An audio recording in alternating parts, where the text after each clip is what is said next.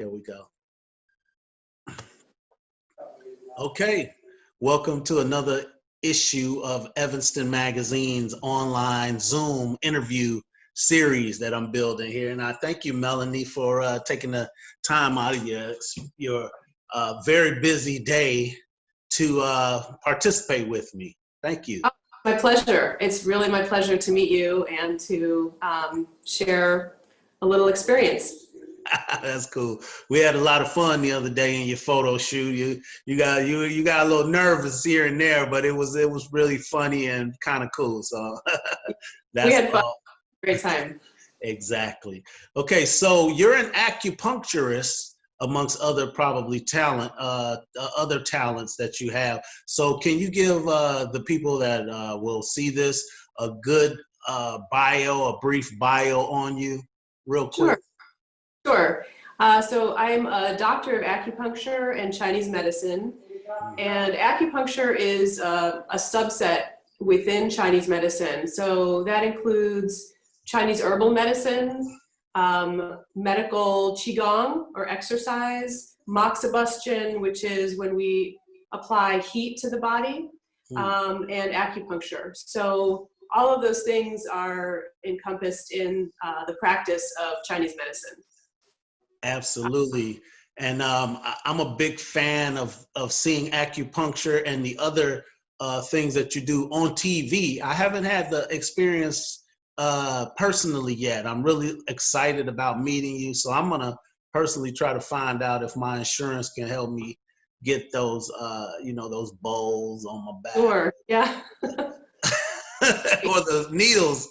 The other day when we had the needles, that was very interesting to me. So like a person like myself who only is able to see it on television and hasn't experienced it, what can we expect out of being treated by someone who's an acupuncturist? And we'll start there first. I know there's other ones like the heat. Yeah, well, first a complete health history will be discussed. So we'll get a little bit of an idea of what your overall state of health has been and what has led to the current condition that brings you into the office. So included with the evaluation, I would take your blood pressure. During the times now with COVID, I'm also taking people's temperature and recording their pulse oxygen levels, just to make sure that there's nothing dangerous going on with their health. Okay. And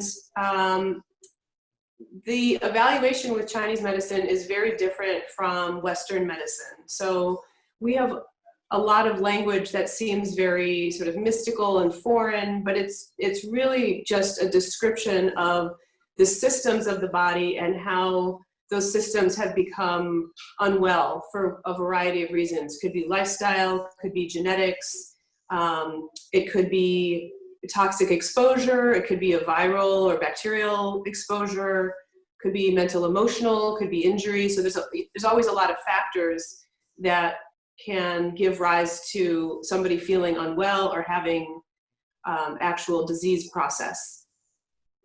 Oh, wow. Okay. Well, that's awesome. And so when someone comes in, they'll get evaluated for all of those things. And then after you evaluate them, then how does the treatment start? Well, I have everybody lie down on the table, and part of the diagnosis process for Chinese medicine is to feel the pulses, so the radial pulses. So I feel that on both hands, and that gives me a good sense of what's going on with the energetics of the body. I kind of describe acupuncture as a series of subway train lines on the body. I'm from New York, and so all the train lines start one place and they end up in another place. And a lot of times they'll cross somewhere and they'll meet at like 42nd Street. And sometimes when a train goes out of service for a variety of reasons, that causes a backup along the way. So the channels of energy on the body are much like the train lines, and if one of them gets delayed, then it can cause problems further up or down the line. So I feel the pulses, and that kind of gives me an indication of the of the body. I also look at the tongue, because the tongue is the only part of the inside of your body, exactly, that we can see. And that is another map to distinguish where certain problems can lie in the body. So once I get an idea of the pulse and the tongue, and after having spoken to somebody, I come up with a diagnosis. And from there, I can choose what acupuncture points I might use in that day, or what herbal formulas might be appropriate. Now, you can excuse me if I misread, because I read quite a bit, but acupuncture can help lots of different things. I even saw something that stated that it might be able to help a person with their skin. Is that a thing? Like, I saw a listing, and please tell me if I'm wrong. It involved like emphysema. It involved like maybe a list of 12 different skin issues that you could help. Can you give me some insight? Because I have a personal friend that may be able to, come in there and get her skin taken care of. Yes. Well, so Chinese medicine is a whole system for evaluating the dysfunction in the body. And the dysfunction might occur on the skin, but it's not a superficial problem. It's a deep internal problem. So usually with skin disorders, herbal medicine is really the most effective way to evaluate and treat people who have any kind of skin problems: eczema, psoriasis, acne, hives. So many things can be treated. So the bigger answer to your question, Aaron, is that Chinese medicine treats people. We don't treat conditions. So right. I get the question all the time: can you treat whatever? And the answer is yes, of course, as long as you are. I mean, I don't even want to say human, because acupuncture is used on animals all the time too. I did see something on television like that. Yeah, as long as you are alive and have dysfunction, yes, acupuncture can treat that. Oh, wow. That's so interesting, because in America, we lean towards Western medicine so much that there's kind of a shying away from things that have been in operation for hundreds of thousands of years, like Chinese right. medicine. The society's been going so far. So I'm just so intrigued by the acupuncture. And tell me a little bit more about the heat one. With I think, do you use the cups and then you heat the cup? Or do you use some other process besides that one to heat up stuff? Rocks? No. What we use is something called mugwort, which is the Artemisia herb. Okay. And it's used, we light it on fire and warm it up. And then I don't have one here, but you hold, it's like a cigar. Yeah. You hold it over certain areas of the body that might need more warmth and circulation. You don't touch the skin. Okay. Although there is a version of it where you do actually do direct heat on the skin. And so I always refer to moxibustion as an ancient laser. And it has the capacity to warm and penetrate through human tissue without disturbing the water in the cells, and so it doesn't destroy anything, but it does penetrate very deeply, like a laser would, or like infrared heat. Okay. So we use, that's one variety of heating the system, the body. We also can use certain herbal pastes on points on the skin, and that's taped in place. So if somebody has asthma, sometimes I'll use an herbal paste, put it on certain points on their back, and they go home with that, keep it on for like 3 or 4 hours. And that can provide a penetrating heat for a longer duration of time. And that can eliminate somebody's asthma, for example. Really? Yeah. You mean eliminate it? Like they won't have asthma attacks? That's pretty good. I mean, I can't make any medical claims like that legally, but I specialize in the treatment of children, and I've treated hundreds of kids who've had asthma with this technique. It's called San Fu Jiu, and it's a form of moxibustion using the paste, and it does help to mitigate asthma symptoms and eliminate them. Wow, that's so fascinating. You could probably save somebody $1 million on those spraying things. You know, there's tools I know that use that all the time, an inhaler, and you could probably help them a lot with that. That's awesome. Most definitely. Where Chinese medicine really excels is in the management of health. And I feel like Western medicine is really fantastic and unsurpassed for saving people's lives, but it's not really that great for managing health. So I treat a lot of people who've been to many doctors and they say nothing has been helping me. And they get, you know, many medications, and they get side effects from those medications. So Chinese medicine tries to meet the person where they are in their health journey and try to stop the journey that they're on if they're getting repeated medications. Right. Okay, that's awesome. So let's get back into your into talking about you a little bit. All right. So how long have you been an acupuncturist, and where'd you learn it? And you know, how's that? I studied. I've been practicing about 17 years, and I did my training at Pacific College.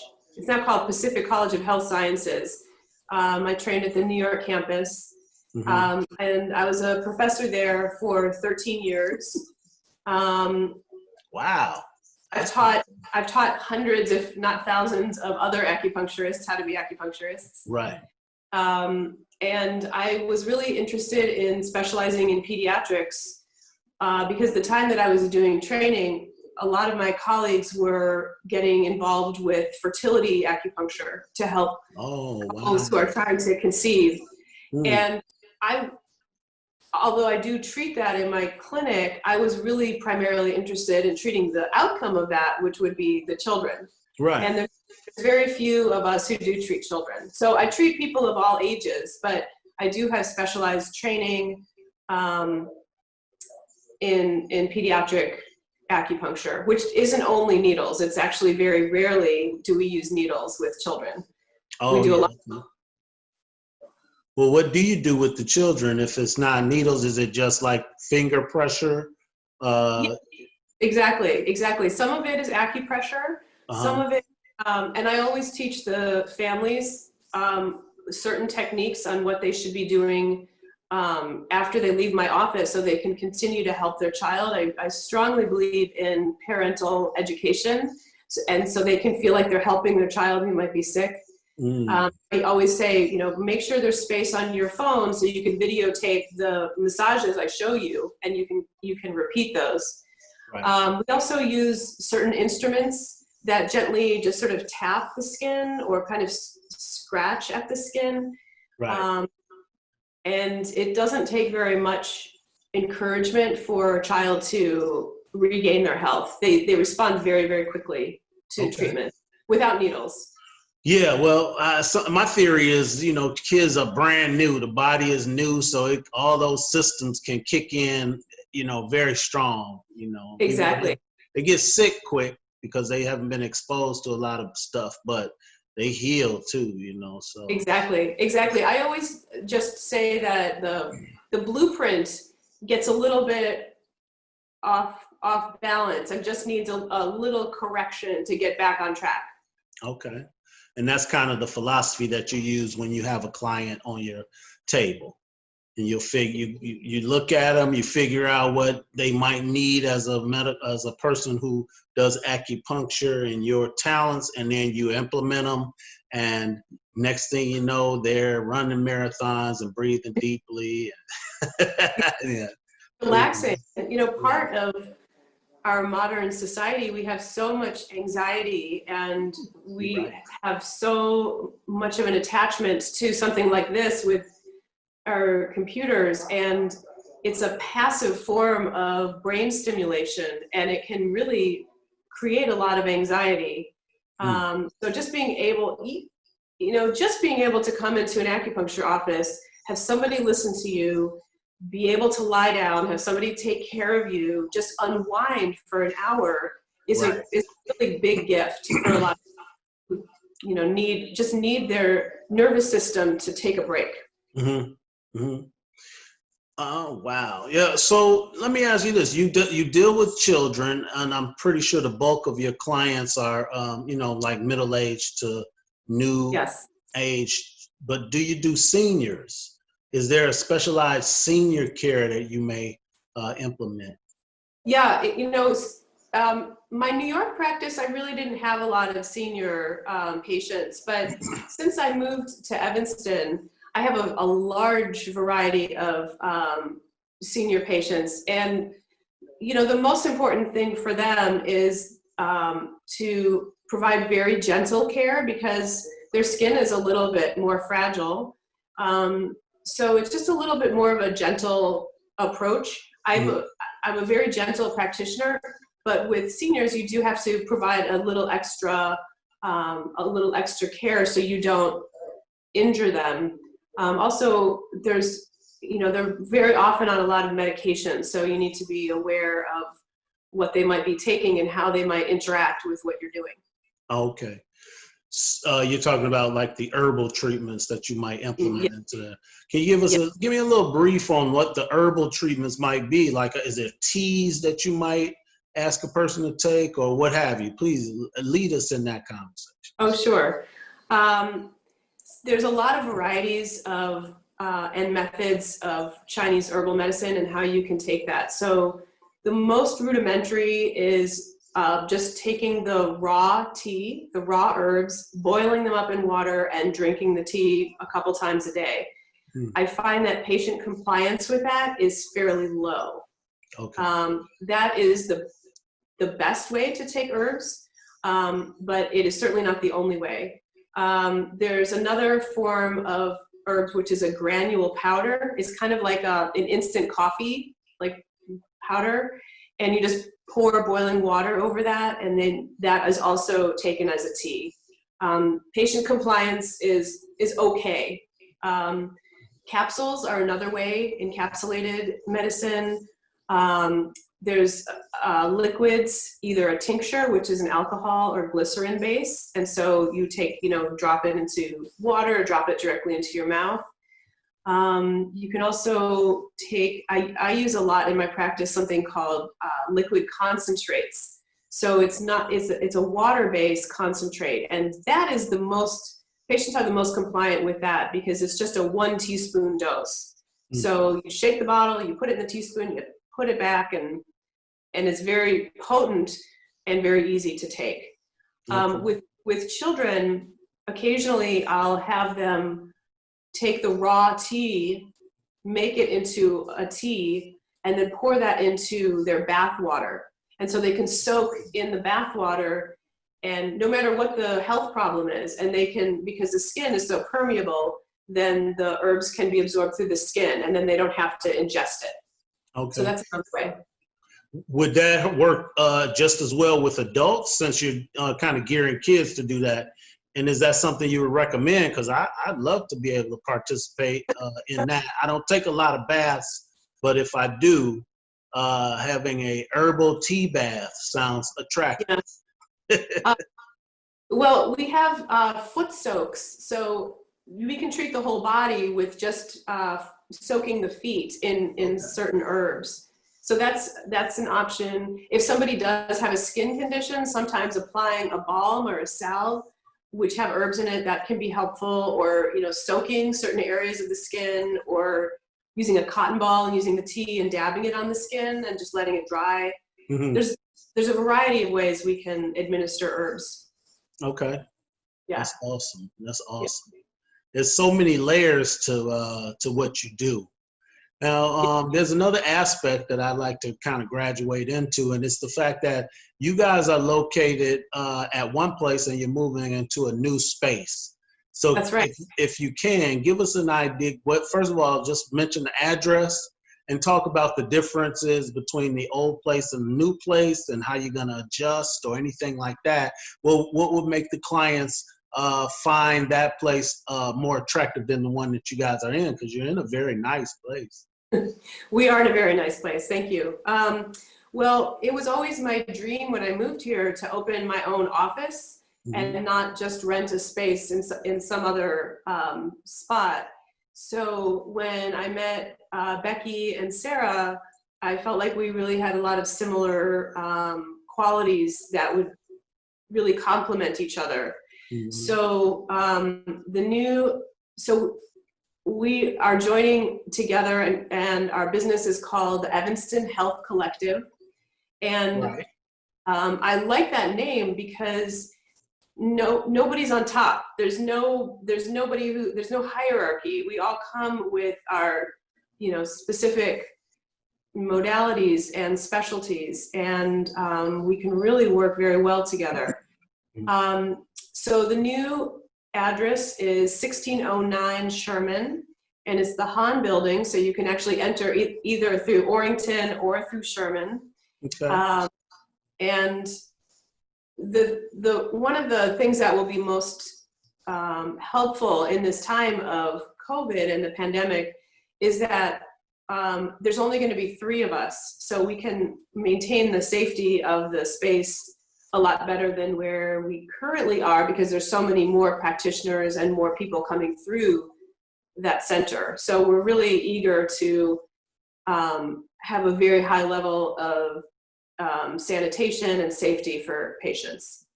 Right. That's very important right now. Obviously, like you said, in this world of COVID-19, and hopefully we won't end up with a COVID-20, and we'll get we'll deal with the vaccine situation as it comes. As a practitioner of what you do, how do you feel about the vaccines and the things that are being transactional? And if you want to just be brief, because this is more about what you're currently doing, and that's more about theory, we can do that off camera. But I just thought maybe we'd ask it because it came up.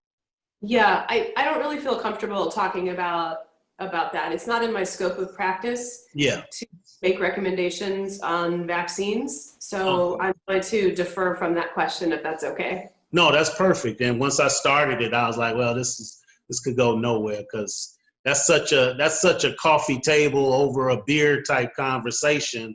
And this is really about what you're doing right now, which is, to me, so phenomenal. I'm very interested in the acupuncture part of this, because like I'm simplistic with my thinking, so I'm like, man, I got a little back thing that I could get looked at, and we get the acupuncture going, I'll be all right. Yeah, you will. Stuff like that. So is there anything that you'd like people to know about what you do briefly as we kind of close and wind this down? I think that, one thing that I noticed when I came from New York is I felt like in New York, everybody has an acupuncturist, they have their therapist, they have their people that they see on a regular basis to kind of take care of themselves and have a lot of self-care. When I moved here, I felt like it was just starting to emerge, even though Chinese medicine has been around for 2,500 years. It's been around a long time. Right. But I feel like the Midwest is a little bit, people here are very sturdy in their health, and they, I feel like people here are willing to suffer a lot more than people were willing in New York. They're less willing to explore new things, than in order to, it could save their lives, but they're like stuck in the old ways. I believe.